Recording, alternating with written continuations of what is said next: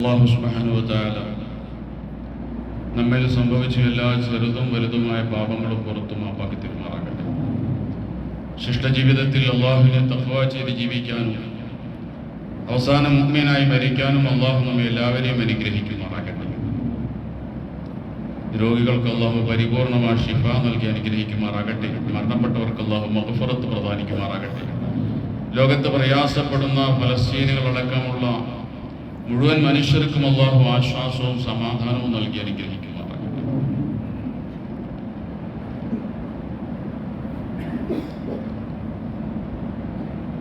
1492 ശേഷം 6 നൂറ്റാണ്ടുകാലം മുസ്ലിമീങ്ങൾ ഭരിച്ച സ്പെയിൻ നഷ്ടപ്പെട്ട സമയത്ത്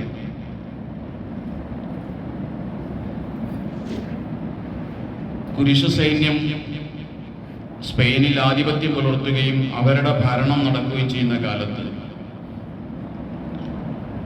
അവിടെ ഉണ്ടായിരുന്ന ഒരു വാപ്പ മരണാസന്നമായ സമയത്ത് തൻ്റെ മകനെ വിളിച്ച് മകനോട് പറഞ്ഞു, മകനെ, എനിക്ക് വേണ്ടി നീ പ്രാർത്ഥിക്കണം, എൻ്റെ നല്ല മരണത്തിന് വേണ്ടി നീ പ്രാർത്ഥിക്കണം. അപ്പോൾ ആ മകൻ വാപ്പയോട് പറഞ്ഞത്, വാപ്പ, ഞാൻ എല്ലാ സമയവും യേശുവിനോട് നിങ്ങൾക്ക് വേണ്ടി പ്രാർത്ഥിക്കാറുണ്ട്. ഇത് കേട്ടപ്പോൾ വാപ്പയ്ക്ക് മനസ്സിലായി, ഞാനും ഇവനൊക്കെ മുസ്ലിമാണെന്നുള്ള കാര്യം ഇവൻ ഇതുവരെ തിരിച്ചറിഞ്ഞിട്ടില്ല. അതുകൊണ്ടാണല്ലോ അവൻ യേശുവിനോട് പ്രാർത്ഥിക്കുന്നു എന്ന് പറയുന്നത്. അപ്പോൾ വാപ്പ മകനോട് പറഞ്ഞു, മകനെ, നമ്മളൊക്കെ മുസ്ലിമീങ്ങളാണ്, 5 നേരവും ഞാൻ നമസ്കരിക്കാറുണ്ട്.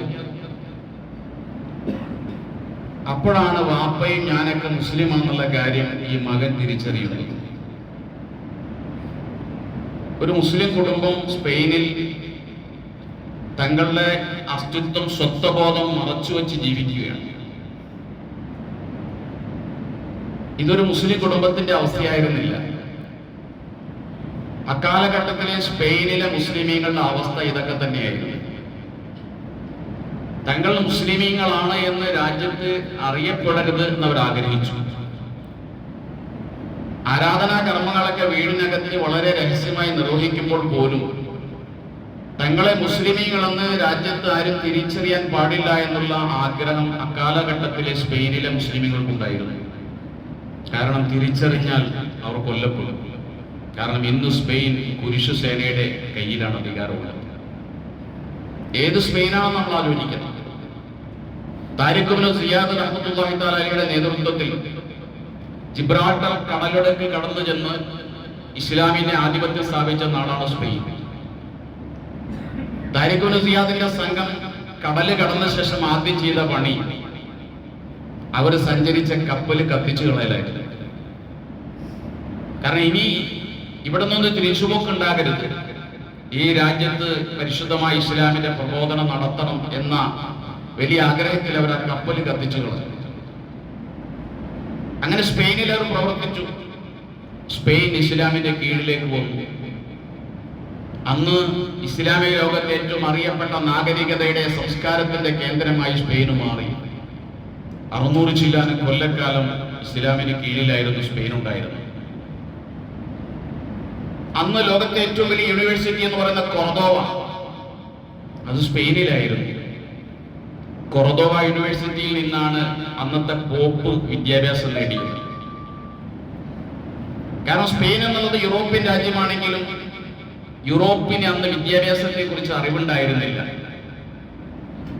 യൂറോപ്പിന് വിദ്യാഭ്യാസം പകർന്നു കൊടുത്തത് മുസ്ലിം സ്പെയിനാണ്, മധ്യകാല സ്പെയിൻ.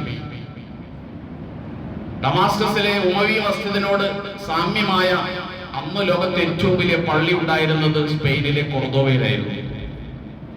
ഒരു വർഷം 80,000-ത്തിലധികം പുസ്തകങ്ങൾ അന്നത്തെ സ്പെയിനിൽ പ്രസിദ്ധീകരിക്കപ്പെട്ടിരുന്നു, ഇസ്ലാമിക ഗ്രന്ഥങ്ങൾ. ഇങ്ങനെ എല്ലാ നിലയ്ക്കും ഇസ്ലാമികമായ സംസ്കാരത്തിന്റെ കേന്ദ്രമായി മാറിയ മുസ്ലിം സ്പെയിൻ 1492 ഇസ്ലാമിന് നഷ്ടപ്പെടുകയാണ്. അതിന്റെ കാരണം ഭരണകർത്താക്കൾക്കിടയിൽ ഉണ്ടായ അനൈക്യമായിരുന്നു. ഓരോ വിഭാഗവും ഇസ്ലാമിനെ മറക്കുകയും തങ്ങളുടെ അധികാരം സ്ഥാപിക്കാൻ വേണ്ടി പരസ്പരം അഭിപ്രായ വ്യത്യാസത്തിലാകുകയും ചെയ്തപ്പോഴാണ് തക്കം നോക്കി ചുറ്റും നിന്നിരുന്ന കുരിശുസേന സ്പെയിനിനെ കടന്നാക്രമിച്ചത്. പിന്നെ ഉണ്ടായത് നിഷ്ഠൂരമായ കൊലപാതകങ്ങളായിരുന്നു. അന്നുണ്ടായിരുന്ന ലോകത്തെ ഏറ്റവും വലിയ പള്ളി ഇന്ന് ചർച്ച കൊർദോവയിലെ മസ്ജിദ്.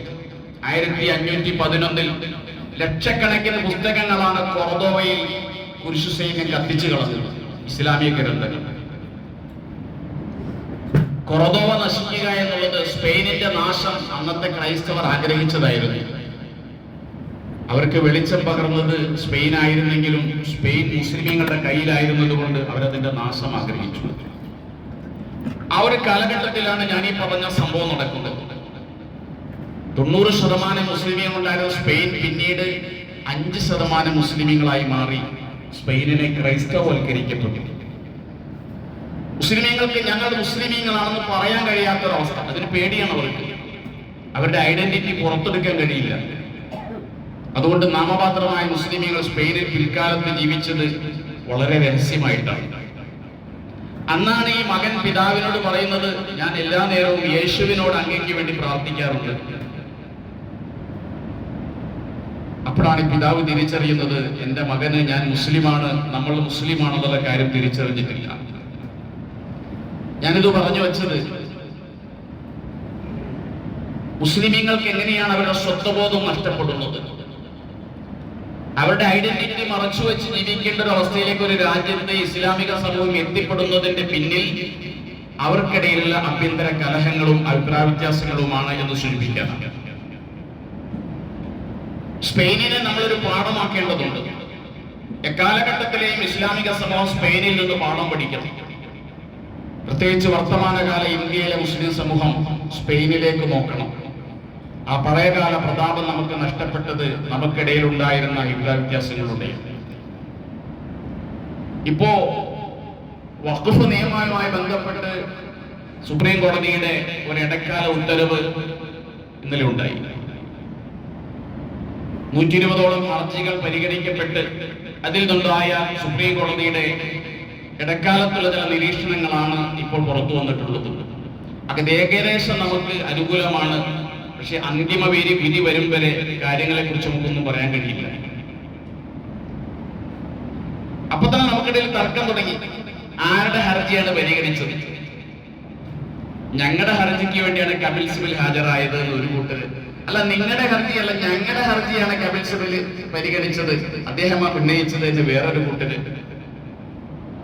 കോടതിയുടെ പ്രത്യേകമായ ഒരു നിരീക്ഷണങ്ങളാണ് അല്പം തൽക്കാലം നടന്നിട്ടുള്ളത്. അതൊരു താൽക്കാലികമാണ്.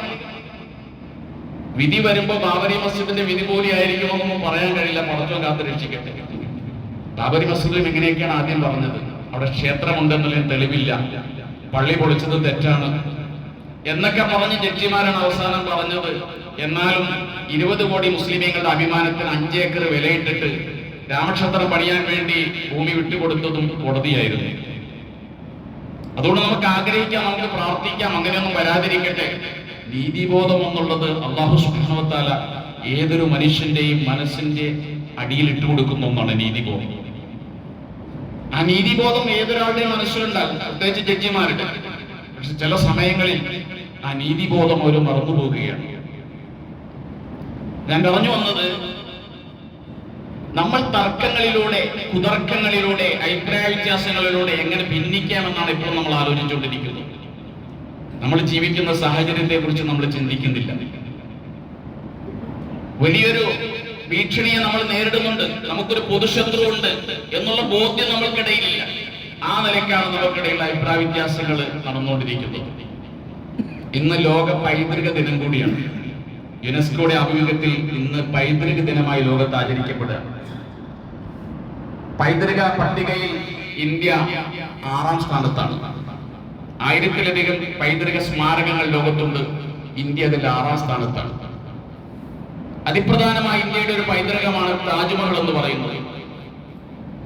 പക്ഷേ ഈ പൈതൃകങ്ങളെ പോലും നശിപ്പിക്കാനാണ് ഫാസിസ്റ്റ് ഭരണകൂടം ശ്രമിക്കുന്നത്.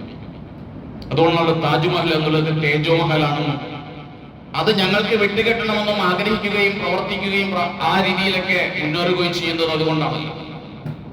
ഈ രാജ്യത്ത് എന്തെങ്കിലുമൊക്കെ സ്മാരകങ്ങൾ ഉണ്ടെങ്കിൽ അത് ഇവിടെയുള്ള മുഗൾ ഭരണകർത്താക്കന്മാർ നിർമ്മിച്ചു വെച്ചവയാണ്. കുത്തുബ് മിനാർ ആകട്ടെ, അങ്ങനെയുള്ള ഏത് സ്മാരകങ്ങളും അങ്ങനെ തന്നെയാണ്.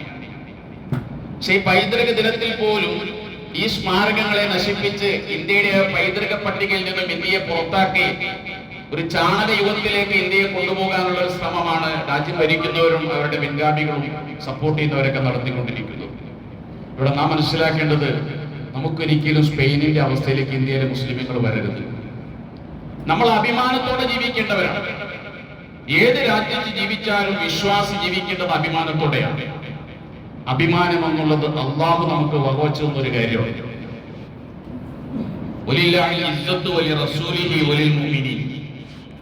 ഇസ്സത്ത് അള്ളാഹുവിനുള്ളതാണ്, അവന്റെ റസൂലിനുള്ളതാണ്. വലിൽ മുഅ്മിനീൻ, സത്യവിശ്വാസികൾക്കുള്ളതാണ് ഇസ്സത്ത്.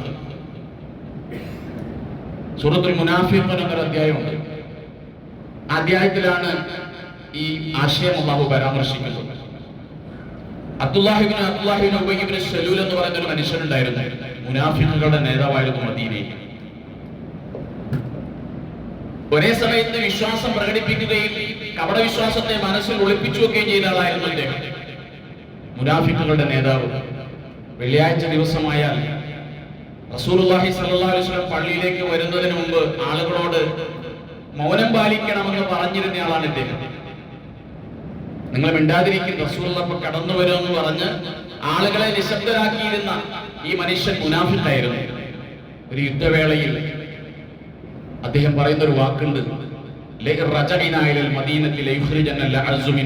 ഈ യുദ്ധം കഴിഞ്ഞ് മദീനയിലേക്ക് തിരിച്ചെത്തിയാൽ ഈ നാട്ടിലെ വരത്തന്മാരെ ഞങ്ങൾ പുറത്താക്കും. ഈ നാട്ടുകാരായ ഞങ്ങളാണ് അന്തസ്സുള്ളവർ, അഭിമാനമുള്ളവർ. വന്നവർ നിന്ദ്യനാണ്, മുഹമ്മദും അവന്റെ കൂട്ടരും നിന്ദ്യനാണ്. ഞങ്ങൾ ഇവരെ നാട്ടിൽ നിന്ന് പുറത്താക്കുമെന്ന് പറഞ്ഞ മനുഷ്യനാണ് അബ്ദുല്ലാഹിബ്നു ബീഷ്. അദ്ദേഹത്തിന്റെ മകൻ അബ്ദുള്ള മുസ്ലിമാണ്, വാപ്പ മുനാഫിഖാണ്. ഈ മകൻ യുദ്ധം കഴിഞ്ഞ് വരുമ്പോൾ മദീനയുടെ അതിർത്തിയിൽ നിന്നിട്ട് വാളെടുത്ത് വാപ്പയുടെ നേരെ. വാപ്പയോട് പറഞ്ഞു, നിങ്ങളെ ഈ മദീനയിലേക്ക് കടക്കാൻ അനുവദിക്കില്ല.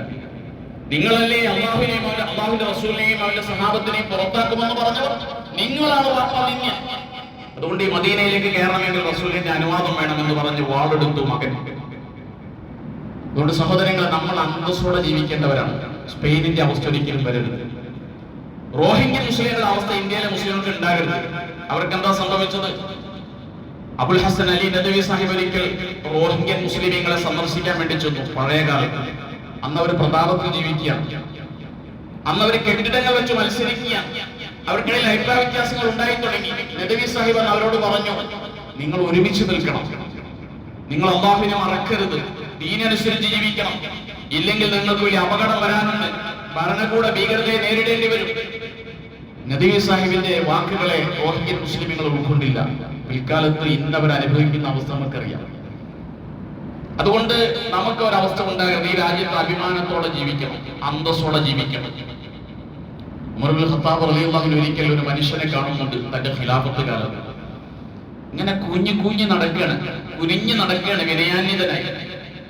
ഉമർ റളിയല്ലാഹു അൻഹു അദ്ദേഹത്തോട് ചോദിക്കുന്നുണ്ട്, അലസ്ത മുസ്ലിമാ, നീ മുസ്ലിം അല്ലേ? അദ്ദേഹം പറഞ്ഞു, ബലാ, അതെ. തല ഉയർത്തി നടക്കണം, നിന്റെ നട്ടെല്ല് നിവർത്തി നടക്കണം. ഇസ്ലാം ഒരു അജയ്യമായ പ്രസ്ഥാനമാണ്. ഈ അജയ്യമായ ആദർശത്തെ നെഞ്ചിലേക്ക് നീ ഇങ്ങനെ കുനിഞ്ഞു നടക്കേണ്ടവനല്ല, നടുനിവർത്തി നടക്കേണ്ടവനാണ്, തല ഉയർത്തി നിൽക്കേണ്ടവനാണെന്ന് ഉമറുൽ ഖത്താബ് റളിയല്ലാഹു അൻഹു മനുഷ്യനെ പഠിപ്പിക്കുന്നുണ്ട്. അതുകൊണ്ട് നാം ഇസ്ലാം സ്വീകരിച്ചതിന്റെ പേരിൽ ആരുടെ മുമ്പിലും തല കുനിക്കേണ്ടതില്ല, തല നിവർത്തി നടക്കേണ്ടവരാണ്. ഈ രാജ്യത്ത് നമുക്ക് നൽകിയിരിക്കുന്ന ഭരണഘടനാപരമായ അവകാശങ്ങളുണ്ട്, ആരുടെയും ഔദാര്യമല്ല. ഒരു ഭരണകൂടത്തിന്റെ മുന്നിലും നിങ്ങൾ ഔദാര്യം ചോദിക്കുന്നില്ല. ഈ രാജ്യത്ത് നീതിമാന്മാർ എഴുതിയുണ്ടാക്കിയ ഒരു ഭരണഘടനയുണ്ട്. ഈ ഭരണഘടന ഞങ്ങൾക്ക് വകവെച്ചതെന്ന അവകാശങ്ങളുണ്ട്. ആ അവകാശങ്ങൾക്ക് തരണമെന്നേ പറയുന്നുള്ളൂ, ഔദാര്യമല്ല ചോദിക്കുന്നത്. ഞങ്ങൾക്കിവിടെ പള്ളികൾ നിർമ്മിക്കാൻ, മദ്രസകൾ നിർമ്മിക്കാൻ, വഖഫ് സ്വത്തുകൾ അത് സംരക്ഷിക്കാൻ, ഞങ്ങളുടെ മതവിശ്വാസം അനുസരിച്ച് ജീവിക്കാൻ ഈ രാജ്യത്തിന്റെ ഭരണഘടന നൽകുന്ന അവകാശങ്ങളാണ് ഞങ്ങൾ ചോദിക്കുന്നത്. അതിനുവേണ്ടിയാണ് ഞങ്ങൾ തെരുവിൽ സമരം ചെയ്യുന്നത്. ഇത് ഞങ്ങൾ തുടർന്നുകൊണ്ടേയിരിക്കും. ഇത് ഞങ്ങളുടെ അവകാശത്തിന് വേണ്ടിയുള്ള പോരാട്ടമാണ്. അതുകൊണ്ട് അവകാശങ്ങൾക്ക് വേണ്ടിയുള്ള പോരാട്ടങ്ങൾ ഈ രാജ്യത്തെ വിശ്വാസി സമൂഹം തുടരേണ്ടതുണ്ട്. ഇല്ലെങ്കിൽ നമ്മുടെ സ്വത്വം നമുക്ക് നഷ്ടപ്പെടും. സ്പെയിനിൽ മുസ്ലിമുകൾ അനുഭവിച്ചൊരവസ്ഥയിലേക്ക് നമ്മൾ എത്തിപ്പെടും. അതുകൊണ്ട് വഖഫ് നിയമം, ഏതു പാർലമെന്റിലാണോ വഖഫ് നിയമം പാസ്സാക്കപ്പെട്ടത് അതേ പാർലമെന്റിൽ ഇത് പിൻവലിച്ചുകൊണ്ട് ഈ രാജ്യത്തെ ജനങ്ങളോട്, മുസ്ലിമീങ്ങളോട് മാപ്പ് പറയാൻ ഈ സർക്കാർ തയ്യാറാകണം. അതാണ് നമ്മുടെ ആവശ്യം. ഇപ്പോ കോടതി ആവശ്യത്തിൽ ഇടപെട്ടു. കോടതി പറഞ്ഞ ചില സുപ്രധാനമായ കാര്യങ്ങൾ, അമുസ്ലിമീങ്ങളെ നിയമിക്കപ്പെടാൻ പാടില്ല തൽക്കാലം. അമുസ്ലിമീങ്ങളെ ഇസ്ലാമികമായ വഖഫിന്റെ മേൽനോട്ടക്കാരായി അതിന്റെ കമ്മിറ്റികളിൽ ഉൾപ്പെടുത്താൻ പാടില്ല. കോടതിയുടെ ചോദ്യം നമ്മൾ കേട്ടു. അതുപോലെ സ്ത്രീകളുടെ കാര്യം, പലപ്പോഴും ഈ സർക്കാർ പറയാനുള്ള ഒരു കാര്യമുണ്ട്, മുസ്ലിം സ്ത്രീകളുടെ കണ്ണീരൊപ്പാനാണ് ഞങ്ങൾ ഓരോ നിയമം കൊണ്ടിരുന്നത്. മുത്തലാഖ് മുന്നേ അതിനാണ്. ഏക സിവിൽ കോഡ് കൊണ്ടുവരാൻ പോകുന്നത് മുസ്ലിം സ്ത്രീക്ക് മുഴുവൻ സ്വത്ത് കിട്ടാൻ വേണ്ടിയാണ്. അപ്പൊ പകുതിയെ നിങ്ങൾ കൊടുക്കുന്നുള്ളൂ. വഖഫിന്റെ വിഷയത്തിലും പറഞ്ഞു, വഖഫ് ബോർഡിൽ സ്ത്രീ പ്രാതിനിധ്യം ഉണ്ടാകണം, അതിനുവേണ്ടിയാണ്. ഏത് വഖഫ് ബോർഡിലാണ് സ്ത്രീകൾക്ക് പ്രാതിനിധ്യം ഇല്ലാത്തത്? തമിഴ്നാട്ടിലെയും കാശ്മീരിലെയും പഞ്ചാബിലെയും വഖഫ് ബോർഡിന്റെ ചെയർപേഴ്സൺ സ്ഥാനത്ത് സ്ത്രീകൾ വന്നിട്ടുണ്ട്. വഖഫ് ബോർഡ് ചെയർപേഴ്സൺ സ്ഥാനത്ത് സ്ത്രീകൾ ഉണ്ടായിരുന്നു. വഖഫ് ബോർഡിൽ സ്ത്രീ പ്രാതിനിധ്യം നിലവിലുണ്ട്. അപ്പൊ അതുകൊണ്ട് അപകടകരമായ നിയമങ്ങൾ, അതേപോലെ 5 വർഷം പ്രാക്ടീസ് ചെയ്ത ആളായിരിക്കണം വഖഫ് ചെയ്യുന്നത്, ഇതൊക്കെ അപകടകരമായ നിയമങ്ങളാണ്. ഒരാൾ ഈ സമയത്ത് മുസ്ലിം ആയാൽ അയാൾ പൂർണ്ണ മുസ്ലിമാണ്. അയാൾക്ക് 1 മണിക്കൂർ പോലും ഇസ്ലാം പ്രാക്ടീസ് ചെയ്യേണ്ടതില്ല വഖഫ് ചെയ്യാൻ. ആർക്കും വഖഫ് ചെയ്യാം. പക്ഷെ ആ നിയമത്തിന്റെ പിന്നിൽ ദുരുദ്ദേശങ്ങളുണ്ട്. ഒരുപാട് വഖഫ് സ്വത്തുക്കൾ അതിന്റെ പിന്നിൽ നമുക്ക് നഷ്ടപ്പെട്ടു. കാരണം നമ്മുടെ ഈ പള്ളിയുടെ സ്ഥലം ഉൾപ്പെടെ പലതും ആ രീതിയിൽ കിട്ടിയതല്ല. കൃത്യമായ രേഖ കാണിക്കാൻ കഴിഞ്ഞോണമെന്നില്ല. രാജാവിൽ നിന്ന് കിട്ടിയതാണ്, മുഹമ്മദീയ പള്ളിക്ക് വേണ്ടി കിട്ടിയതാണ്. ഒരു മുസ്ലിമിന്റെ വഖഫ് സ്വീകാര്യമാകുമോ എന്ന് പറഞ്ഞാൽ എങ്ങനെയാണ് ഇത് വഖഫായി മാറുക? ആർക്കെങ്കിലും കളക്ടറെ സമീപിക്കാം, ഇതിന് വഖഫിന് രേഖയില്ല, ഇത് പൂഞ്ഞാറ്റി തമ്പുരാൻ കൊടുത്തതാണ് എന്ന് പറഞ്ഞാൽ കൃത്യമായി രേഖ മുഖേന തെളിയിക്കാൻ കഴിയില്ല. അതുകൊണ്ട് വലിയ അപകടങ്ങൾ ഇതിനകത്തുണ്ട്. ഇന്ത്യയിലെ ആദ്യത്തെ പള്ളികളിൽ ഒന്നായ മാടായി പള്ളി, കണ്ണൂർ ജില്ലയിലെ മാടായി പള്ളി, അത് മുസ്ലിമീങ്ങൾക്ക് വഖഫായി കിട്ടിയതല്ല. അതും ഇതേപോലെ രാജഭരണകാലത്ത് ഹൈന്ദവരായ രാജാക്കന്മാർ കൊടുത്തതാണ്. പക്ഷെ ഇന്നേവരവിടെ തർക്കങ്ങളില്ല. ആ പള്ളി പണിതു കൊടുത്തത് പോലും അമുസ്ലിമീങ്ങളാണ്. അവരാ പള്ളി പണിയുമ്പോൾ പാടിയൊരു പാട്ടുണ്ട്. അന്നിവിടെ മതമൈത്രി നിലനിന്നിരുന്നൊരു കാലമാണ്. മതവൈര്യം ഉണ്ടായിരുന്നില്ല. മക്കത്തെ പള്ളി, കൊപ്പിച്ച പള്ളി, മലബാറിലെ പള്ളി, മാടായി പള്ളി എന്ന് പാട്ട് പാടിക്കൊണ്ടാണ് ഹിന്ദുക്കൾ മാടായി പള്ളി നിർമ്മിച്ചു കൊടുത്തത് മുസ്ലിമുകൾക്ക് വേണ്ടി. അങ്ങനെ ധാരാളം പള്ളികൾ ഈ രീതിയിൽ, വഖഫ് സ്വത്തുകൾ ഈ രീതിയിലുള്ള പള്ളികൾ, ഇതൊക്കെ നമുക്ക് നഷ്ടപ്പെടുന്നതിന് കാരണമായി തീരും. JDT എന്ന് പറയുന്ന കേരളത്തിലെ ഏറ്റവും വലിയ ഒരു ഇസ്ലാമിക സ്ഥാപനമാണ് JDT. JDTക്കാരാ സ്ഥലം കൊടുത്തത്? സാമൂതിരി രാജാവ് കൊടുത്തതാണ് JDT ഇരിക്കുന്ന സ്ഥലം. ഏക്കർ കണക്കിന് കോഴിക്കോടുള്ള സ്ഥലം. മുഹമ്മദ് അബ്ദുറഹ്മാൻ സാഹിബ് JDT തുടങ്ങാൻ വേണ്ടി സാമൂതിരി രാജാവിനെ സമീപിച്ചു. മഹാരാജാവെ, ഞങ്ങൾക്കൊരു സ്ഥാപനം തുടങ്ങണം, സ്ഥലം വേണമെന്ന് പറഞ്ഞു. മഹാരാജാവ് പറഞ്ഞു, നിങ്ങൾ പോയി സ്ഥലം കണ്ടുപിടിച്ചോളൂ, ഞാൻ സ്ഥലം തരാമെന്ന് പറഞ്ഞു. അബ്ദുറഹ്മാൻ സാഹിബിന്റെ നേതൃത്വത്തിൽ ഇന്ന് JDT ഇരിക്കുന്ന ആ ഏക്കർ കണക്കിന് സ്ഥലം കണ്ടുപിടിച്ചിട്ട് സാമൂതിരിയോടൊന്ന് പറഞ്ഞു, മഹാരാജാവ്, ഞങ്ങൾ സ്ഥലം കണ്ടുപിടിച്ചിട്ടുണ്ട്, ഞങ്ങൾക്ക് അത് വിൽക്കണം, എന്റെ വില എന്താന്ന് പറയണമെന്ന് പറഞ്ഞു. സാമൂതിരി പറഞ്ഞു, നിങ്ങൾ സ്ഥലം എടുത്തോളി, നമ്മൾ വില വാങ്ങൂല. ഇവര് നിർബന്ധിച്ചു സാമൂതിരിയോട്, വില വാങ്ങണം, നിങ്ങൾ ഇന്ന് വിലക്ക് കിട്ടിയാൽ മതി, വെറുതെ വേണ്ട. അന്ന് സാമൂതിരി പറഞ്ഞൊരു വാക്കുണ്ട്, ഒരു മുഹമ്മദീയ സ്ഥാപനത്തിന് വേണ്ടി സ്ഥലം കൊടുത്തിട്ട് നമ്മൾ വില വാങ്ങുകയോ ദൈവകോപം കിട്ടുമെന്ന് അദ്ദേഹം പറഞ്ഞു. അപ്പൊ അങ്ങനെയുള്ള നല്ല ആളുകൾ, രാജാക്കന്മാർ, ഹിന്ദുക്കൾ ഈ രാജ്യത്തുണ്ടായിരുന്നു. അവർ തന്നതാണ് ഈ ഇന്ന് പല ഭൂമികളും. എന്നിട്ട് സാമൂതിരിയോട് അബ്ദുറഹ്മാൻ സാഹിബ് നിർബന്ധിച്ചു, എന്തെങ്കിലും വില വാങ്ങണം, വില വാങ്ങാതെ ഞങ്ങൾക്ക് വേണ്ട JDTക്ക് ഭൂമി. അവസാനം മഹാരാജാവ് പറഞ്ഞു, ശരി, ഞാൻ വില വാങ്ങാം, എന്റെ ഭൂമിക്ക് ഞാനല്ലേ വില നിശ്ചയിക്കേണ്ടത്, നിങ്ങൾ 1 രൂപ തന്നോളി എന്ന് പറഞ്ഞു. കേവലം 1 രൂപ, വെറും 1 രൂപയ്ക്ക് കിട്ടിയതാണ് JDT ഇരിക്കുന്ന സ്ഥലം മുഴുവൻ. അപ്പൊ ഇങ്ങനെ പല പള്ളികളും പല വഖഫ് സ്വത്തുകളും ഈ ഒരു നിയമത്തിന്റെ കീഴിൽ നഷ്ടപ്പെടാനുള്ള വലിയ സാധ്യതകൾ. അതുകൊണ്ട് പാരമ്പര്യമായി റസൂൽ സല്ലല്ലാഹു അലൈഹി വസല്ലം കാലം മുതൽ തുടർന്നു വന്നിരുന്ന ഈ വഖഫ് സമ്പ്രദായം ഇന്ത്യയിൽ അവസാനിക്കും. അതിന് തിരശീല വീണ്ടും. ആദ്യത്തെ ഇസ്ലാമിലെ വഖഫ് എന്ന് പറയുന്നത് മസ്ജിദുൽ ഖുബയാണ്. മദീനയിലെത്തിയ റസൂലുള്ളാഹി സ്വല്ലല്ലാഹു അലൈഹി വസല്ലം ഖുബാ പള്ളി നിർമ്മിച്ചു. അവിടെയാണ് വഖഫിന്റെ തുടക്കം കുറിക്കുന്നത്. പിന്നെ അബൂബക്കർ സിദ്ദീഖ് റളിയല്ലാഹു അൻഹു വഖഫ് ചെയ്തിട്ടുണ്ട്. തന്റെ മക്കയിലെ വീട് അബൂബക്കർ റളിയല്ലാഹു അൻഹു വഖഫ് ചെയ്തു. വഖഫ് രണ്ട് തരത്തിലുണ്ട്: വഖഫുൽ ഖൈർ, വഖഫുൽ അഹ്ല്. വഖഫുൽ ഖൈർ എന്ന് പറഞ്ഞാൽ എല്ലാവർക്കും ഉപകാരം കിട്ടുന്ന രീതിയിൽ വഖഫാണ്. ഖുബാ പള്ളി ആ രീതിയിലായിരുന്നു, എല്ലാ മുസ്ലിമീങ്ങൾക്കും നിസ്കരിക്കാം. അബൂബക്കർ സിദ്ദീഖ് റളിയല്ലാഹു അൻഹു ചെയ്ത വഖഫ് തന്റെ കുടുംബത്തിന് വേണ്ടിയാണ്, തന്റെ മക്കൾക്ക് വേണ്ടി വഖഫ്, തന്റെ വീട്. വഖഫ് ചെയ്യേണ്ട കാര്യമുണ്ടോ? മക്കൾക്ക് വേണ്ടി. വഖഫ് ചെയ്തില്ലെങ്കിൽ മക്കൾ അത് വിൽക്കും. അപ്പൊ ആ വീട് പാരമ്പര്യമായി മക്കളുടെ മക്കൾക്ക് തന്നെ ഉപയോഗിക്കാൻ കഴിയും. അബൂബക്കർ റളിയല്ലാഹു വഖഫാണ്. ഉമർ റളിയല്ലാഹു അൻഹു വഖഫ് ചെയ്തിട്ട് ഖൈബറിൽ നിന്ന് കിട്ടിയ ഭൂമി, വിലപിടിച്ച ഭൂമി വഖഫ് ചെയ്തിട്ടുണ്ട്. ഉസ്മാൻ റളിയല്ലാഹു അൻഹു വഖഫ് ചെയ്തിട്ടുണ്ട്. ബീറു റൂമ എന്ന് പറയുന്ന ഇന്നത്തെ മസ്ജിദ് നബിയുടെ പടിഞ്ഞാറ് ഭാഗത്തുള്ള ഒരു കിണർ, ഒരു ജൂതന്റെ കിണറായിരുന്നു. ഒരു സമയത്ത് ജൂതൻ പറഞ്ഞു, ഇനി മുതൽ വെള്ളം ഫ്രീ കൊടുക്കൂല, വിൽക്കുകൊള്ളുന്നു. മുസ്ലിമീങ്ങൾ വെള്ളം വില കൊടുത്ത് വാങ്ങേണ്ടി വന്നൊരു ഘട്ടത്തിലാണ് റസൂൽ ചോദിച്ചത്, ഈ ബീറു റോമ ജൂതന്റെ കയ്യിൽ നിന്ന് വില കൊടുത്ത് വാങ്ങിത്തരാൻ ആർക്കൊണ്ട്? ഫലപിച്ച് തന്നെ അവർ സ്വർണ്ണം കൊടുക്കുന്നു. ഉസ്മാൻ റളിയല്ലാഹു അൻഹു വലിയ വില കൊടുത്ത കിണർ വാങ്ങി വഖഫ് ചെയ്തു. ഇന്നും ആ വഖഫുണ്ട്. വഖഫിന്റെ പ്രത്യേകതയാണ്, ഒരു സമയത്ത് വഖഫ് ചെയ്താൽ അതിന്റെ ഉടമാവകാശം പടച്ചോലിലേക്ക് പോയി, വഖഫ് നീക്കാൻ പറ്റില്ല. ആ വഖഫ് ലോകാവസാനം വരെ നിലനിൽക്കണം. ആ കിണർ ഇന്നുമുണ്ട്. മദീനയിൽ പോയിട്ടുള്ള കണ്ടിട്ടുള്ള ആളുകൾ ഉണ്ടാകാം, അവിടെ ആ കിണറുണ്ട്. ഉസ്മാൻ റളിയല്ലാഹു അൻഹു വാങ്ങിക്കൊടുത്ത ബീറു റൂമ. ഏതാണ്ട് വർഷങ്ങൾക്ക് മുമ്പ് സൗദി ഗവൺമെന്റ്, സൗദി കൃഷി വകുപ്പ് ഔക്കാഫിൽ നിന്നും ഈ ഭൂമി, ഈ ബീറു റൂമ എന്ന് പറയുന്ന കിണറിന്റെ പരിസരത്ത് കുറച്ച് സ്ഥലം 15,200 വരുന്ന ഈത്തപ്പന ചെടികൾ, ഈത്തപ്പന നട്ടുപിടിപ്പിച്ചു. എന്നിട്ട് അതിൽ നിന്നും കിട്ടുന്ന വരുമാനം സാധുക്കൾക്ക് കൊടുക്കാൻ വേണ്ടി ഉപയോഗിക്കുകയാണ്. കിണറിൽ നിന്നാണ് വെള്ളം എടുക്കുന്നത്. അതിനെ കൃഷി വകുപ്പ്, ഔക്കാഫ് വകുപ്പിന് വാടക കൊടുത്തുകൊണ്ടിരിക്കുക ഇപ്പോഴും. എങ്ങനെയാണ് വഖഫ് സ്വത്ത് സംരക്ഷിക്കപ്പെടുന്നത്? അലി റളിയല്ലാഹു അൻഹു വഖഫ് ചെയ്ത എംബോ എന്ന് പറയുന്ന ചെങ്കടൽ തീരത്തുള്ള പ്രദേശമാണ് യാംബു. എംബോ എന്നാണ് അതിന് അറബി പറയുക. അലി റളിയല്ലാഹു അൻഹുവിന്റെ വഖഫ് ഭൂമി അവിടെയുണ്ട്. ഇങ്ങനെ സഹാബാക്കൾ മുഴുവനും, അവരിൽ കഴിവുള്ളവർ മുഴുവനും തുടങ്ങി വെച്ച പാരമ്പര്യമായി ഇവിടെ തുടർന്നു വന്നൊരു സംവിധാനമാണ് വഖഫ് എന്ന് പറയുന്നത്. ഈ വഖഫ് സംരക്ഷിക്കേണ്ടത് മുസ്ലിമുകളുടെ ബാധ്യതയാണ്. നമ്മുടെ വീടിനേക്കാൾ, നമ്മുടെ പറമ്പിനേക്കാൾ, നമ്മുടെ സ്വത്തിനേക്കാൾ ഈ വഖഫ് സ്വത്തുകൾ സംരക്ഷിക്കാനുള്ള ബാധ്യത നമുക്കുണ്ട്. അതുകൊണ്ടാണ് ഉമർ ഇബ്നുൽ ഖത്താബ് റളിയല്ലാഹു അൻഹുവിന്റെ കാലത്ത് വഖഫ് സ്വത്തുകൾ സൂക്ഷിച്ചിരുന്ന ഗോഡൌൺ ഉണ്ടായിരുന്നു.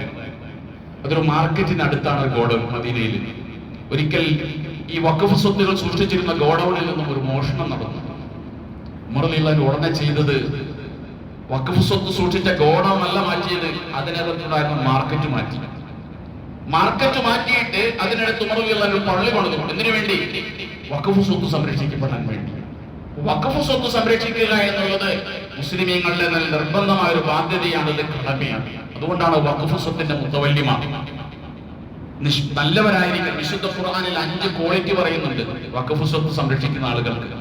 ഇന്നമായ മസാജിദുല്ലാഹി, അള്ളാഹുവിന്റെ പള്ളിയുടെ പരിപാലകരാകേണ്ട ആളുകൾ. പള്ളി വഖഫ് സ്വത്താണ്, ആർക്കും കയറി പള്ളി പരിപാലിക്കാൻ പറ്റൂല. പള്ളി കമ്മിറ്റിക്കാർക്ക് കൃത്യമായ നിയമം ഖുർആൻ പറയുന്നുണ്ട്. 5 നിയമം പറയുന്നത്. എന്തിനാണ് ഇങ്ങനെ ഒരു നിയമം വെച്ചത്? വഖഫ് സ്വത്താകുന്ന പള്ളി അത് കൃത്യമായി സൂക്ഷിക്കണം, അത് സംരക്ഷിക്കണം. പള്ളിയുടെ വഖഫ് സ്വത്തുകൾ നഷ്ടപ്പെടാൻ പാടില്ല.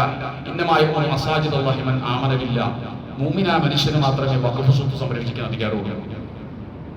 ഇവിടെ വഖഫ് ബോർഡിലേക്ക് മുസ്ലിമുകൾ എടുക്കണമെന്ന് പറയുന്നത് ഒരിക്കലും അത് ഖുർആനിന്റെ നിയമമായി ഒത്തുപോകുന്നതല്ല. ഒന്ന് ഈമാൻ ഉണ്ടായിരിക്കണം, അന്ത്യദിനത്തിൽ വിശ്വാസം ഉണ്ടാകണം. ഞാൻ ഈ പള്ളിയുടെ കമ്മിറ്റിയിൽ ഇരുന്നിട്ട് മരിച്ചു പോയി കഴിഞ്ഞാൽ പടച്ചോന്റെ കോടതി ചെല്ലുമ്പോൾ അള്ളാഹ് അവിടെ പിടിച്ചു നിർത്തും. അള്ളാഹ് ചോദിക്കും, 5 കൊല്ലം നീ പള്ളിയുടെ കമ്മിറ്റിക്കാരനായിരുന്നില്ലേ, എന്തെല്ലാം നീ ചെയ്തു, എന്തെല്ലാം നീ ചെയ്തില്ല.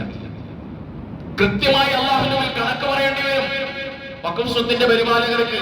അതുകൊണ്ട് പടച്ചോന്റെ മുന്നിൽ നിൽക്കുമ്പോൾ പേടി ഉണ്ടാകണം. വഖാമ സലാത്ത, കൃത്യമായി നിസ്കരിക്കുന്ന ആളായിരിക്കണം. വാത്ത സക്കാത്ത, സ്വന്തം സക്കാത്ത് കൊടുക്കുന്ന ആളായിരിക്കണം. സക്കാത്ത് കൊടുക്കാത്തവരെ വഖഫ് സ്വത്തിന്റെ മുത്തവല്ലിയാക്കാൻ പറ്റില്ല. സക്കാത്ത് കൊടുക്കണം. വലം യഖ്ശ ഇല്ലല്ലാഹ്, അല്ലാഹുവിനെ അല്ലാതെ ആരെയും പേടിക്കാനും പാടില്ല. ലോകം മുഴുവനും ഇറങ്ങി വന്നാലും പടച്ചോനെ മാത്രം പേടിച്ചുകൊണ്ട് നീതിക്ക് വേണ്ടി നിലകൊള്ളുന്ന ആളായിരിക്കണം വഖഫ് സ്വത്തിന്റെ പരിപാലകർ, പള്ളി കമ്മിറ്റിക്കാർ. കൃത്യമായി ഇസ്ലാം നിയമം പഠിപ്പിച്ചിട്ടുണ്ട്. എന്തിനാണത്? വഖഫ് സ്വത്ത് നഷ്ടപ്പെടാതിരിക്കാൻ വേണ്ടിയാണ്. അതുകൊണ്ട് ഈ വഖഫ് സ്വത്തുകൾ അള്ളാഹുവിന്റെ സമ്പത്ത്, അള്ളാഹുവിന് വേണ്ടി എക്കാലത്തേക്കും വേണ്ടി കൊടുക്കപ്പെട്ട, ദാനം ചെയ്യപ്പെട്ട ജാരിയായ സദഖ, ഇതിനെ നമ്മൾ കാത്തു സൂക്ഷിക്കണം. വഖഫ് സ്വത്തിന്റെ ഉടമാവകാശം അല്ലാഹുവിനാണ്, ആർക്കുമില്ല. നോക്കി നടത്താനുള്ള അവകാശം മാത്രമേ നമുക്കുള്ളൂ. ഇന്ന് നമുക്കറിയാം, അടുത്ത ദിവസം നമ്മൾ കേട്ടൊരു വാർത്തയുണ്ട്, ഒരു പള്ളിയുടെ ജുമാ മുടങ്ങി.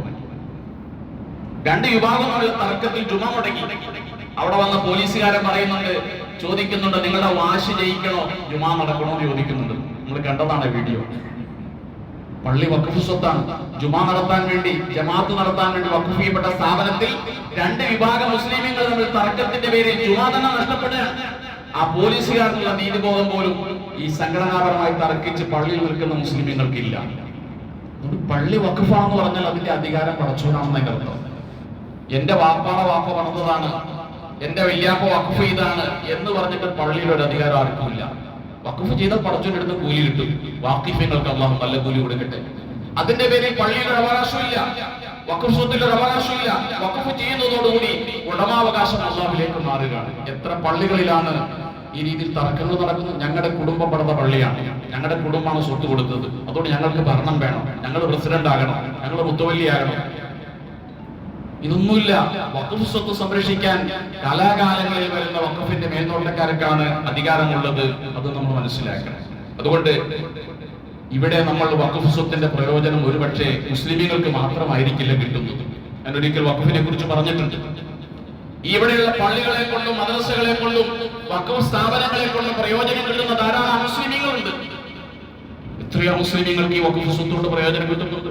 നമ്മുടെ പള്ളികൾ നമ്മുടെ മാത്രം രക്ഷാകേന്ദ്രങ്ങളാണോ?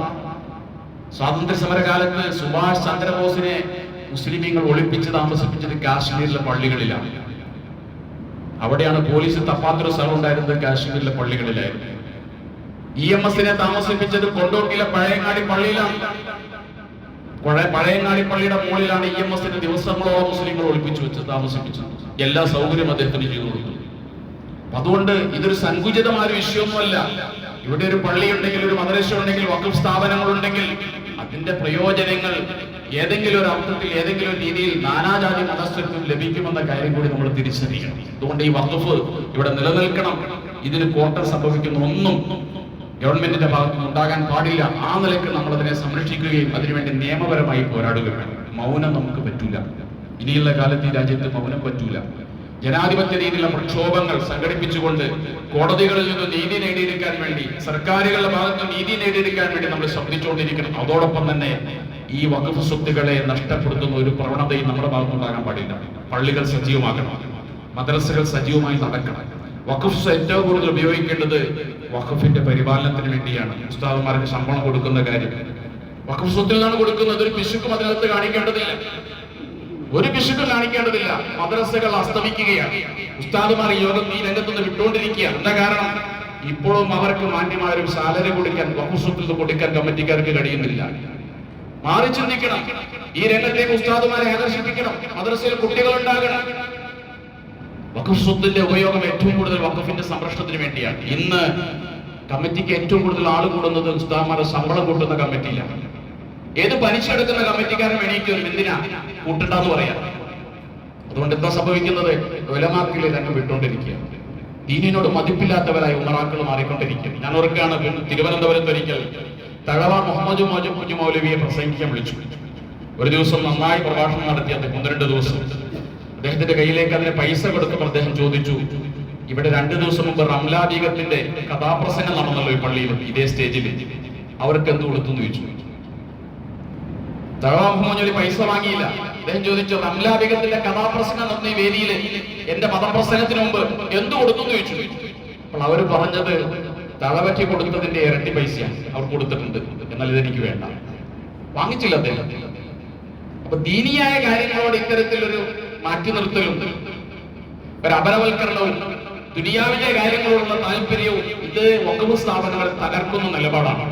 അതുകൊണ്ട് ഈ രംഗത്ത് പിടിച്ചു നിർത്താൻ മദ്രസ കുട്ടികളെ, വിദ്യാർത്ഥികളെ, ഉസ്താദുമാരെ പിടിച്ചു നിർത്തി വേണം ഈ മദ്രസയും പള്ളിയും വഖഫ് സ്വത്തുക്കളും സംരക്ഷിക്കപ്പെടാൻ എന്നുകൂടി സാന്ദർഭികമായി ഞാൻ ഉണർത്തുകയാണ്. അല്ലാഹു സുബ്ഹാനഹു വ തആല കാര്യങ്ങൾ മനസ്സിലാക്കാനും അതനുസരിച്ച് പ്രവർത്തിക്കാനും നീതിക്ക് വേണ്ടി പോരാടാനും അല്ലാഹു നമ്മെ അനുഗ്രഹിക്കുമാറാകട്ടെ. അൽഹംദുലില്ലാഹി റബ്ബിൽ ആലമീൻ.